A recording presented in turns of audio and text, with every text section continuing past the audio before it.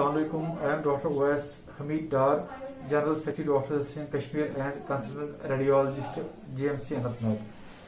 तो मेरी बेसिकली लोगों से अपील है कि इस टाइम अगर हम इस जो पैंडेमिक है, डेडली पैंडेमिक थ्रोट बोल रहे हैं, जैसा कि आप जानते हैं पूरे इंडिया में तबाही मची हुई है और अब कश्मीर में भी केस काफी ज्यादा बढ़ रहे हैं।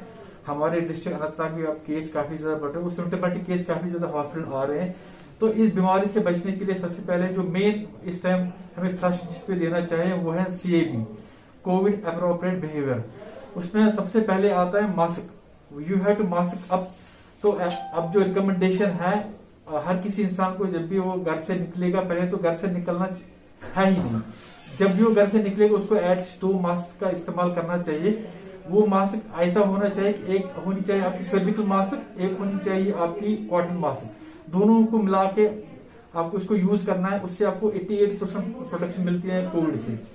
नंबर 2 जो आपका है वो है हैंड हाइजीन, मतलब personal hygiene, hand hygiene has to maintain at all cost. Unnecessary surface पे टच नहीं करना चाहिए। आप बस में चढ़ेंगे, ऑटो में जाएंगे, हॉस्पिटल आएंगे, दरवाजों को, बाथरूमों को अननेसेसरी टच नहीं करना है। और आप टच करते भी है उसके बाद आपने अपने आप को या तो साबुन से हैंड वॉश करना है या तो अपने हाथों को सैनिटाइज करना है। और अपने गंदे हाथों से कभी भी इतना मास्क के बाहर के साइड को छुए और जब मास्क निकालेंगे घर में जाके उसको बिल्कुल अच्छे ढंग से उसको डिस्पोज ऑफ करना है। और अपने गंदे हाथों से नाक या चेहरे को या आंखों को बिल्कुल टच नहीं करना है।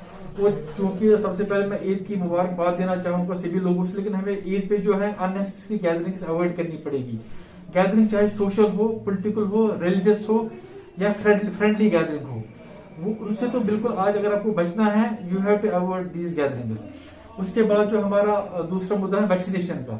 वैक्सीनेशन जो है it is effective, quite safe and it gives protection. तो जिसको भी वैक्सीनेशन का मौका मिलता है उसको जाना चाहिए और इसमें बढ़ चढ़कर हिस्सा लेना चाहिए। There is application, CoWIN application, वहां पे आपको रजिस्टर करके आप इस जो वैक्सीनेशन का इसका भरपूर फायदा उठा सकते हैं। और वैक्सीनेशन इस टाइम वो एक चीज है जिससे हम इस डिजीज से बच सकते हैं। ये नहीं है कि बहुत सारे रिपोर्ट ऐसे हैं कि वैक्सीनेशन के बाद भी कोई पॉजिटिव होता है। हाँ, वैक्सीनेशन के बाद भी इंसान पॉजिटिव हो सकता है, लेकिन उसको जो डिजीज होगी वो बिल्कुल माइल्ड होगी या एसिम्टोमेटिक रहेगी। वो पेशेंट जिसने वैक्सीनेशन पहले ली होगी वो क्रिटिकल कंडीशन में नहीं जाता है as per the latest studies.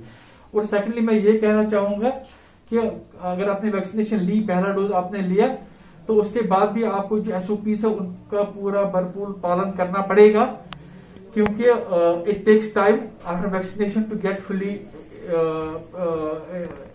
Protective against the disease. At least 2 से 3 हफ्ते लगते हैं सेकंड डोज के बाद to get adequate immune response against the disease. So चाहे आप वैक्सीन हो या ना हो, आपको SOPs का बिल्कुल भरपूर जो है पालन करना है।